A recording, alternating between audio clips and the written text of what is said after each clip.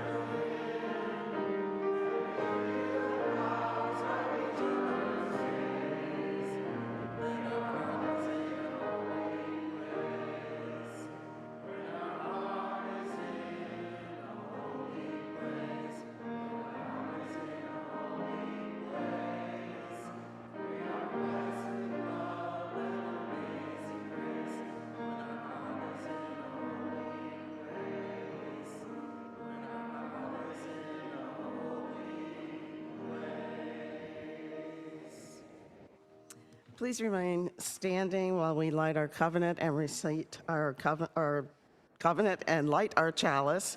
And I'd like to ask Rick and Sarah and Jubson to please come forward to light the chalice this morning.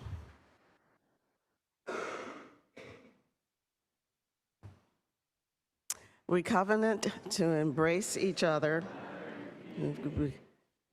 go all with the whole generous spirit, and others with grace and patience. Speak our truths bravely and respectfully, and create space for all to be heard, acknowledged, and valued. Please be seated. This is now a time to greet our neighbors, so please just take a moment to do that.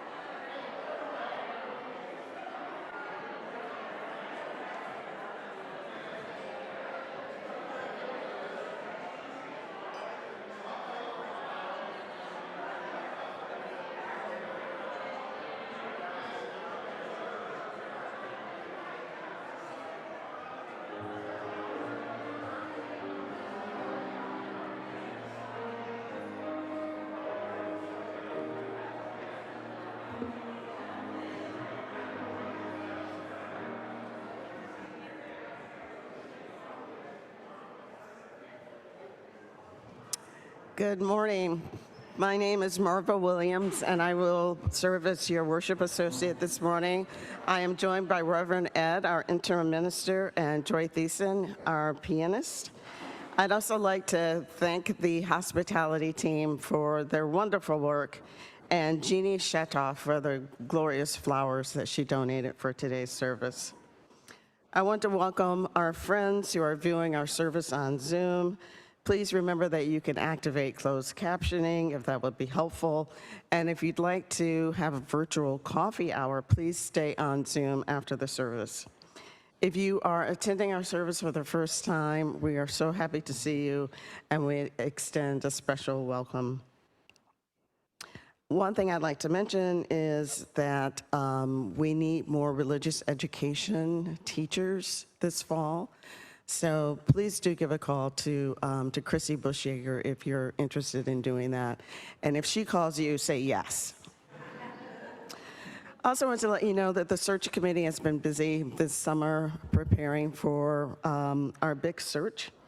And we are developing a timeline poster that we will keep out in the lobby so you know exactly where we are in terms of the steps that we're taking. We'll be holding small group meetings this fall, as well as a congregational survey. We want to get your ideas and thoughts about the search and our new settled minister. And Brian Booz is not here this Sunday, but on other Sundays, he's available to videotape you while you talk about what you love about UUCDC, and we will share that with candidates.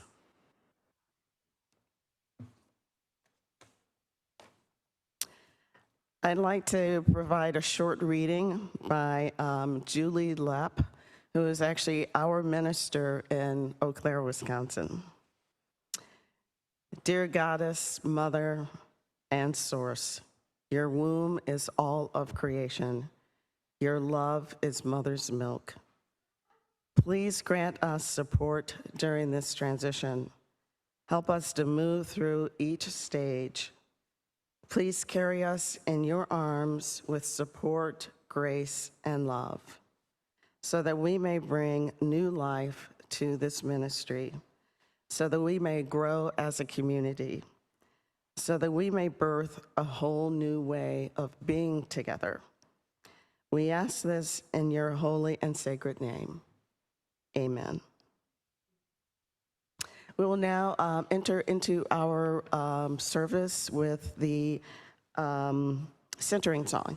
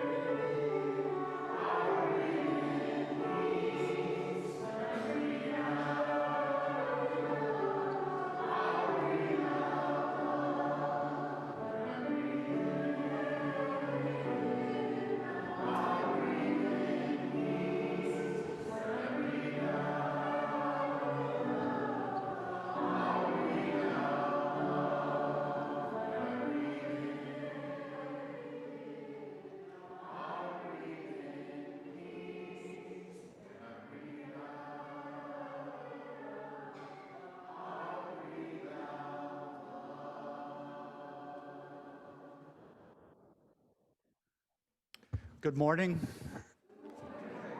Each Sunday we make space to acknowledge the joys and sorrows that move through our hearts and those who are near and dear to us, and so we do so again now. I invite you, as you feel so moved, to come forward to drop a stone in the water for your joy or sorrow.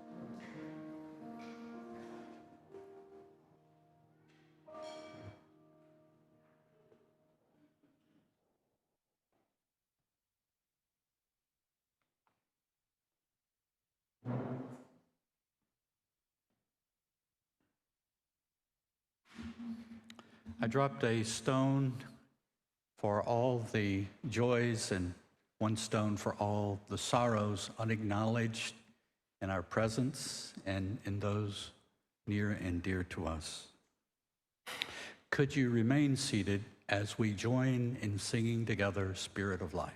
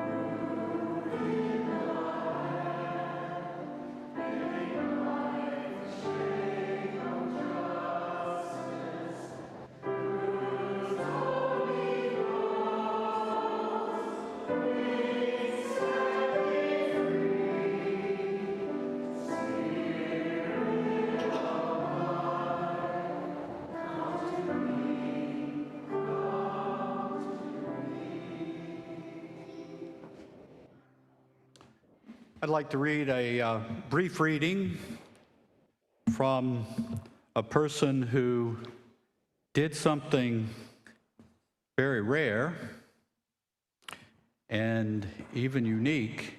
Certainly the way she did it was unique, which is that she attempted to put the teachings of Jesus into actual practice.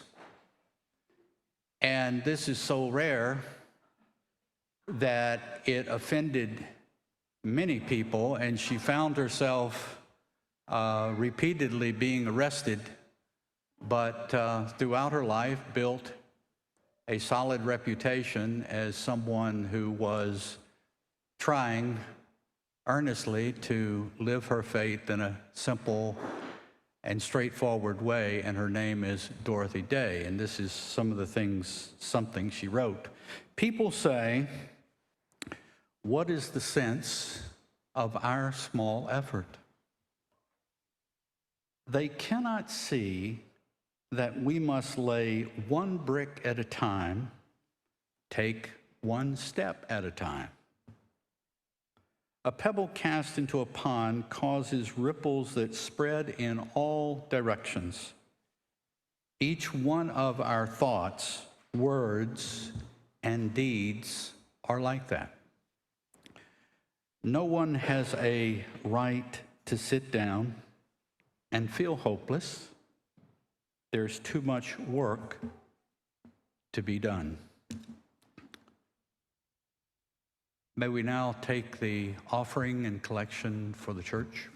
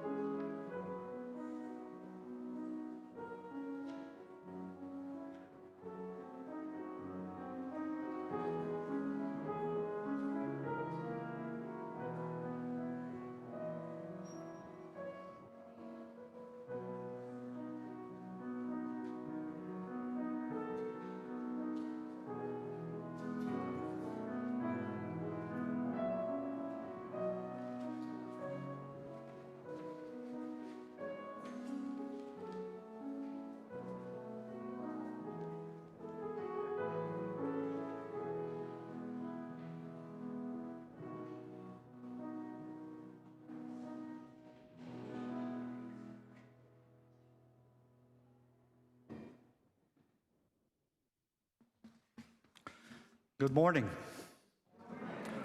A lot of things happened last year to prepare the way for a new settled minister.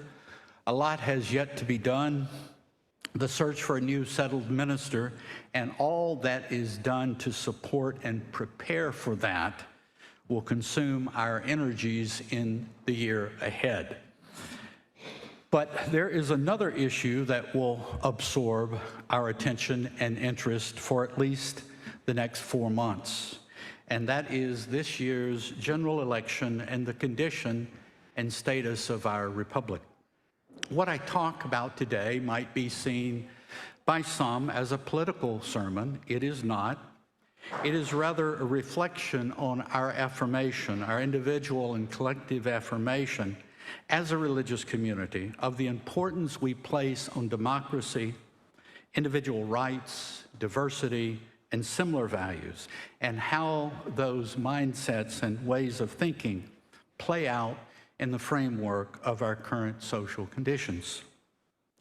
I am merely expressing my opinion today. I do not represent the board or a committee or any individual or member or group of the congregation.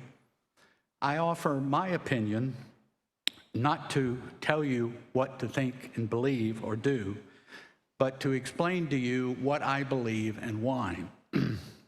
I believe that we have a general election coming up, which is possibly the most consequential election in the history of this country. This year's election, I believe, is not a case of one political party against another, but of a political philosophy which values individual rights, diversity, and democracy against a party that has been transformed through an unanticipated series of events and circumstances to one that tends to shed democratic norms and standards to achieve a certain set of political and social goals. I believe these goals involve a willingness to embrace authoritarian norms and standards over democratic norms. I believe that underlying this willingness is a profound fear of a genuinely pluralistic and diverse society with power shared fairly. The idea of living in a liberal, multicultural, democratic republic is imperiled. What I'm going to say might be well known in all or particulars to many of you, or most of you, or all of you. I am presenting these facts because I wanted to lay them out in a coherent whole to emphasize the totality of what we are facing. The former president, who is running for president now, has clearly and repeatedly expressed his admiration for dictators and totalitarian leaders across the world. But there are signs that the former president is aligning his rhetoric and his intentions with actual plans. The first evidence is the document called Project 2025. Project 2025, also known as the 2025 Presidential Transition Project, was developed by the Heritage Foundation. It proposes reclassifying tens of thousands of federal civil service workers as political appointees in order to replace them with people loyal to the president. The plan proposes taking partisan control of the Department of Justice, the FBI, the Federal Communications Commission, abolishing the Department of Education, reducing environmental and climate regulations to favor fossil fuels, and would reform the National Institute of Health along conservative principles. This plan would cut Medicare and Medicaid and will reject abortion as a health care alternative. The project seeks to prosecute those who send and receive contraceptives and abortion pills. The plan also proposes removing legal protections against discrimination based on sexual orientation and gender identity and terminating diversity, equity, and inclusion programs. Legal experts have said these actions would undermine the rule of law, separation of powers, separation of church and state, and civil liberties. Many contributors to Project 2025 are deeply and closely intertwined with the former president and people around him. ProPublica got hold of 23 training videos to educate people about Project 2025. These videos were not meant to be made public. And in these videos, one former Trump-era USAID official said, future appointees will have to eradicate climate change references from absolutely everywhere. Another speaker, also connected to the former president, takes aim at gender diversity roles created by the current president meant to advance equal rights and opportunities. Two men from the British nonprofit, the Center for Climate Reporting, portrayed themselves as relatives to a wealthy conservative donor who was interested in making a large contribution to an organization called the Center for Renewing America, led by a man named Russell Vought. Vought served as the Office of Management and Budget under the former president. After the former president left office, Vought began and started the Center for Renewing America, a nonprofit that was one of many organizations which partnered on Project 2025. Vought and the two British reporters met in a Washington, D.C. hotel on Thursday, August the 15th.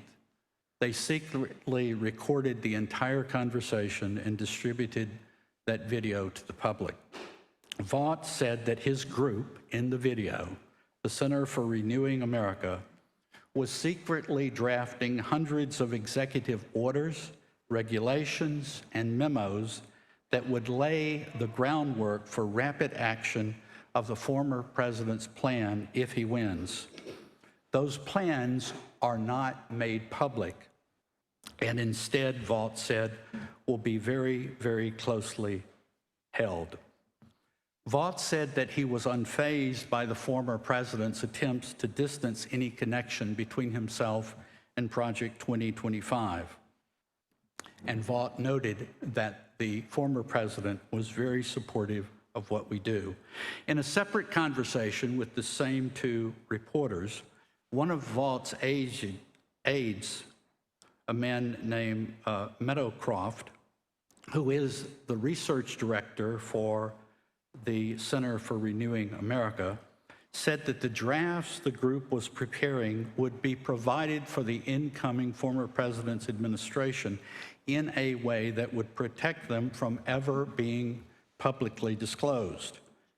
He said, you don't actually send them to their work emails in order to avoid disclosure under the Freedom of Information Act. The point is there is a well-organized group, very well-funded, with a very well-defined plan, with great details, with deep ties to the former president and the people around him who are ready to immediately execute a plan when he takes office. Second, the former president has repeatedly expressed an intent to dispense with democratic structures and rules. On July the 26th, not that long ago, the former president said to a gathering of Christian conservatives, and I quote, "In 4 years, you don't have to vote again. We'll have it fixed so good, you're not going to have to vote." The following Monday night, Fox News' Laura Ingraham was interviewing the former president and told the former president that the Democrats have used this quote as evidence that Mr. Trump would end elections, and urged Mr. Trump to rebut what she called ridiculous criticisms. He then said, the former president said, "I said, vote for me. You're not going to have to do it ever again. It's true," he said, "because we have to get the vote out." Christians are not known as a big voting group. This time, vote. I'll straighten out the country. You won't have to vote anymore. I won't need your vote. You mean, she said, you don't have to vote, you don't have to vote for you because you'll have 4 more years in office. The former president then began to talk about gun owners not voting, but Mrs. Ingram interrupted him by saying, it's being interpreted, as you are not surprised to hear, by the left as well. They're never going to have another election. So can you even just respond? The former president then cut her off, digressed into other subjects, and then reaffirmed the statement he had made the preceding Sunday, almost word for word. Third, the former president and those around him are setting up now the conditions to undermine election results in the event the vote goes against him. A process for undermining elections was pioneered in Michigan in 2020, in which party officials were pressured not to sign the certification of the 2020 presidential election. This is now a specific strategy being considered for employment in a wide range of situations.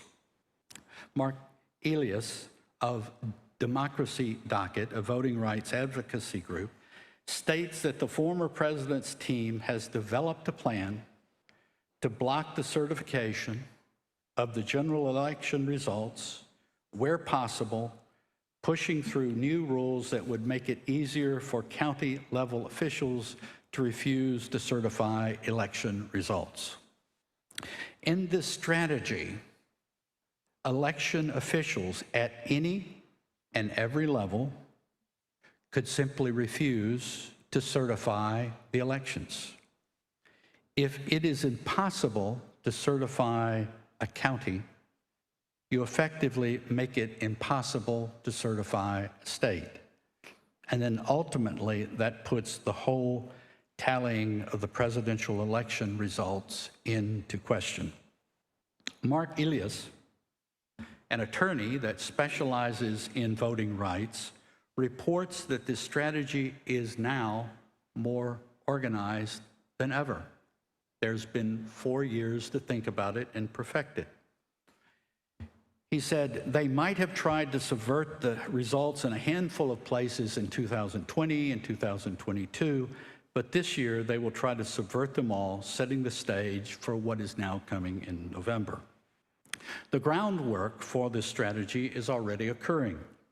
On August the 6th, the GOP majority of the Georgia State Election Board voted itself the right to reject the vote of any county if, in their view, a county board of elections did not conduct a, quote, reasonable inquiry into the country's or the county's voting process. For example, the board can refuse to certify Fulton County's vote, where Atlanta is. If so, Fulton County's ballots won't count. In other words, they are already preparing to nullify the African American vote in Georgia. In Atlanta on August the 10th, the former president publicly at a rally praised and honored 3 Georgia election board members who are behind and at the center of this scheme. If you look at the totality of these facts, actions, and statements, it reveals a clear intent to value autocratic norms over democratic norms. The motivation for all of this is clear. The former president understands that if he does not win, he will likely face imprisonment or be caught up in endless litigation for the rest of his life and suffer, to some degree, diminished economic and financial conditions for he and his family. The former president is already signaling that he will accept the election results only if the elections have been fair. The former president has also articulated repeatedly that he is ready to use and federalize troops of the National Guard and so forth to go after people who are protesting should, in the future, the population protest against what he is trying to do. What can anyone do? Fortunately, at this church, we have a group of people prepared to help literally everyone here and anybody that you invite into your company to be engaged in this most important election. The church's Social Justice and Outreach Council is here to help you. I will not try to enumerate all the things that they are offering that will be available to you, should you be interested, at a table outside this worship service after this service, and there will be people there to talk to you about it. But to give you an example, I think it's in a blue form that's circulated perhaps to everyone, that you can be aware of it. But one of the organizations that they are supporting or helping is Vote Forward, and it involves sending personal handwritten letters to potential voters in key states as an effective way to help voter turnout. There are other ways. One is an organization to mobilize young women voters, infrequent and non-voting women ages 18 to 35, because they know how important this election will be. There's a lot of great ideas. I invite you to inquire of those after the service. Recall and be aware, as you think about being engaged, that this state just happens to be one of the most important states in the Union, for real, in this election. So there's a lot going on in this state. There's a lot at stake in this state. As we enter this season of uncertainty,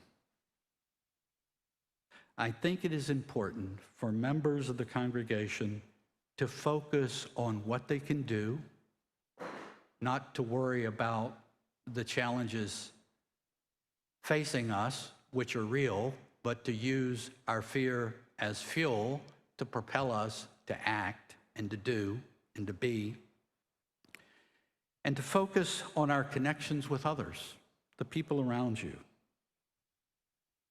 Prepare mentally for what might be a season of social disruption after the election, and to make sure that we do everything in our power to make sure democracy prevails.